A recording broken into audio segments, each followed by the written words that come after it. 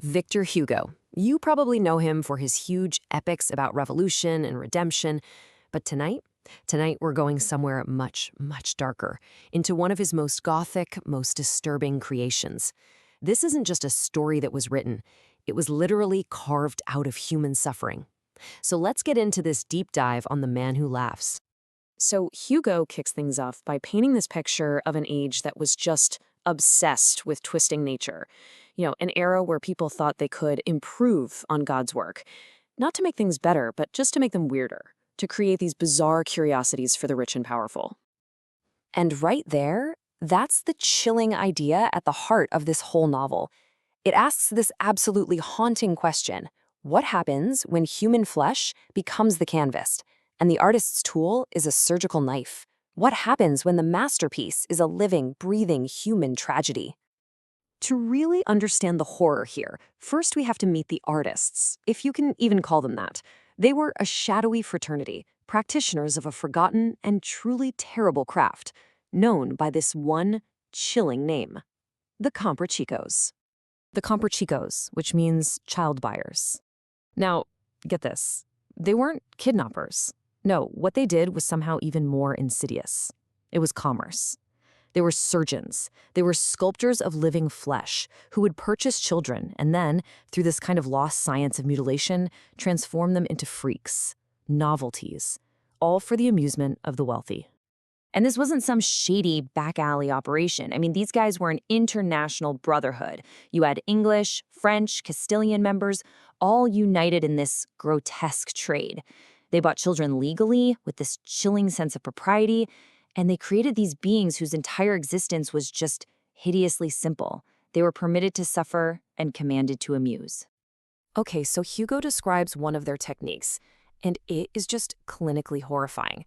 You take a toddler, 2 or 3 years old, and place them inside a specially designed porcelain vase. For years, that child lives in this prison. Their body can't grow up, so it grows out, filling every single grotesque curve of that pot.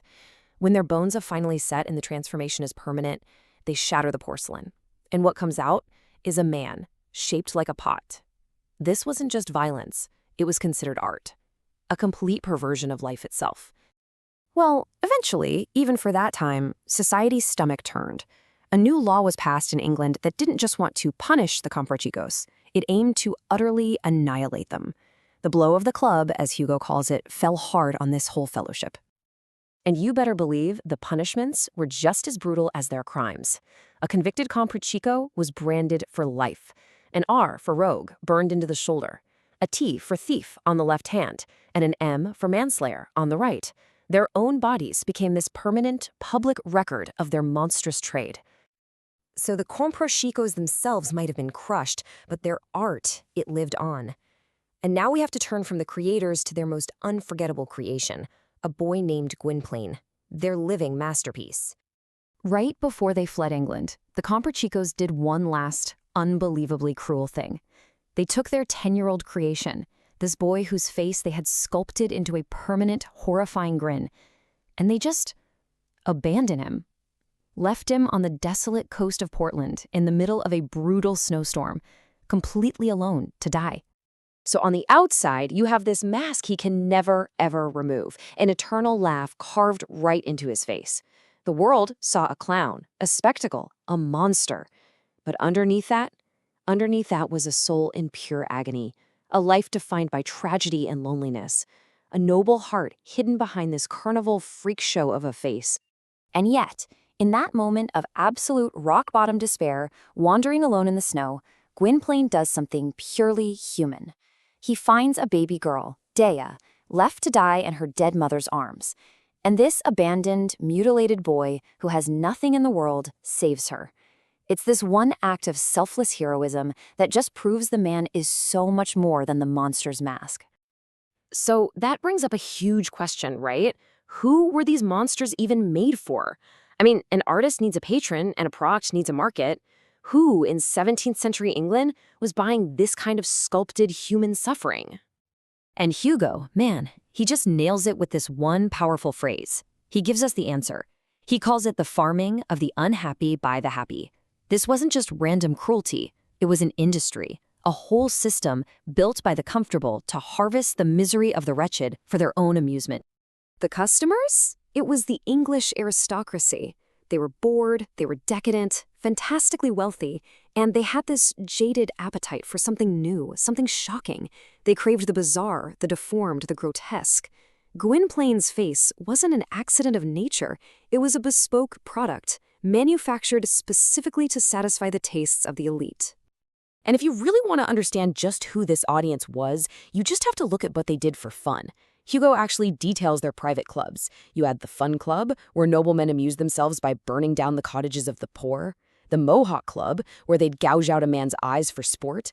And then there was the Ugly Club, which celebrated deformity and would toast to beautiful women only after they had been disfigured by disease. This was Gwynplaine's world. This was the society that would pay money to laugh at his pain.